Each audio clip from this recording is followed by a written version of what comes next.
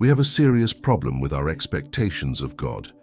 We've bought into the idea that He only shows up in the big moments, the miracles, the massive crises, the impossible situations. But what if I told you that God's silence is where He does His best work? What if the absence of a spectacular sign is, in fact, the proof that He is meticulously managing every square inch of the ground you walk on? There is an ancient text in the book of Numbers, chapters 34 to 36, that most people skip. It's filled with lists of names, land boundaries, inheritance divisions, and rules for justice. It looks like bureaucracy. It feels tedious. But it is exactly here that we discover who God truly is. Why do we label as common what God calls architecture?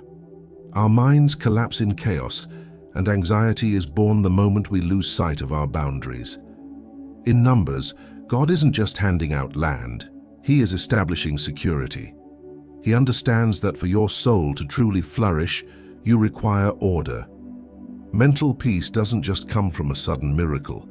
It flows from consistency, from the deep-seated knowledge that every detail of your life has already been drafted by a superior mind.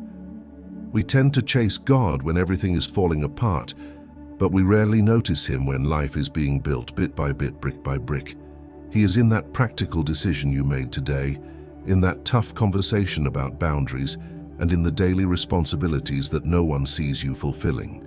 Perhaps the problem isn't God's absence. Perhaps it's the way we're looking for Him. A real relationship with the divine doesn't just happen in high-intensity moments. It happens in the steady grind, in silent faithfulness, and in the details that seem small but, in the end, construct an entire life.